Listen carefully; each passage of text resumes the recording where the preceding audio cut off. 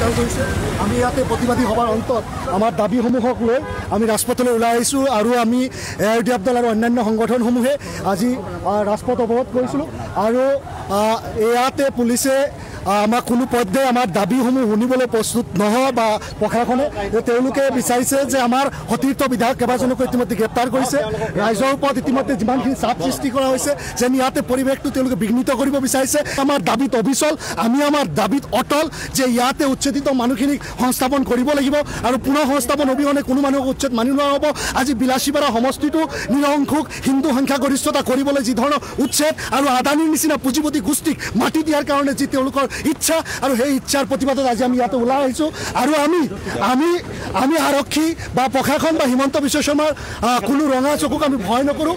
আমি স্পষ্ট কথা ARDF দল জনগণৰ কাৰণে মজলুম মানুহৰ কাৰণে আছে, আমি আছোঁ। এবাৰ নহয় হাজাৰবাৰ আমি গ্ৰেপ্তাৰ হ'বলৈ ভয় নকৰোঁ। ইতিমধ্যে মেজিষ্ট্ৰেটে ঘোষণা কৰা নাই, তেওঁলোকে যদি আটক কৰে তেওঁলোকে কৰিব পাৰে। আজি ভাত চাই খাবলৈ পোৱা নাই, আজি ভাত চাই খাবলৈ পোৱা নাই। যিমান জমাই লৈ নকৰিব উচ্ছেদ বন্ধ ৰাখিব লাগিব।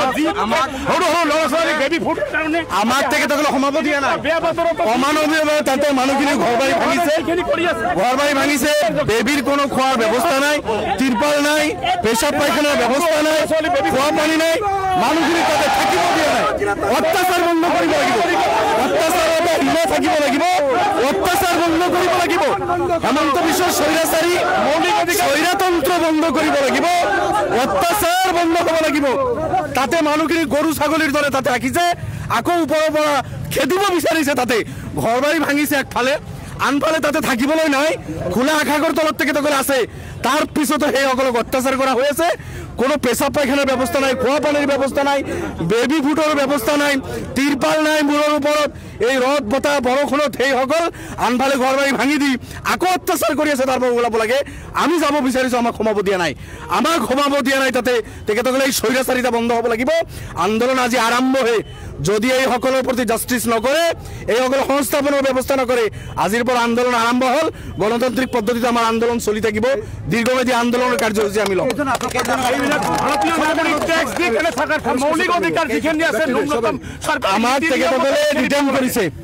আমাক তেখেতসকলে ডিটেইন কৰিছে, ডিটেইন কৰক, আমি ডিটেইনক ভয় নকৰোঁ। গতিকে আপোনালোকৰ মূল দাবী কি? আমাৰ মূল দাবী হ'ল উচ্ছেদ বন্ধ হ'ব লাগিব। ভাৰতীয় নাগৰিক অসমীয়া এইসকলৰ অধিকাৰ আছে জীয়াই থকাৰ, তেখেতসকলৰ জীয়াই থকাৰ অধিকাৰ কাঢ়ি ল'ব দিয়া নহ'ব। উচ্ছেদ বন্ধ হ'বলৈ অসমৰ সৰ্বত্ৰে উচ্ছেদ বন্ধ হ'ব লাগে, ইয়াতে বন্ধ হ'ব লাগিব। আৰু অন্যান্য ঠাইত কালি কৃষ্ণৰ কথা কৈ আছে, পাইকানত উচ্ছেদ কৰাৰ কথা কৈ আছে, কালি বন্ধ হ'ব লাগিব। দ্বিতীয়তে যিখিনি মানুহক উচ্ছেদ কৰিলে, উচ্ছেদ এজন মানুহ জীয়াই থকাৰ অধিকাৰ আছে। সাজ মাটি যদি গভৰ্ণমেণ্টৰ লাগে, এই মানুহখিনিক বেলেগ জেগাত ব্যৱস্থা কৰি তাৰপিছত তেখেতসকলক যদি মাটি ল'ব লগা চলক, কিন্তু কোনো ধৰণৰ ব্যৱস্থা নকৰি ভূমিহীন মানুহ, এইখিনি নদীমাৰা মানুহ, তেখেতসকলৰ কোনো মাটি নাই, ক'ত যাব? এইখিনি মানুহ ৰাস্তাৰ ভিকাৰী হ'ব, তেনেকুৱা কৰিব দিয়া নহয়। গতিকে ক্ষতিপূৰণ দিব লাগে যিসকলৰ ঘৰ বাৰী ভাঙিছে, আৰু মাটি আবণ্টন দি এখেতসকলক জীয়াই থকাৰ অধিকাৰটো চৰকাৰে দিব লাগে, এইটোৱে আমাৰ দাবী। এইখিনি কথা মানে যিখিনি সৰু সৰু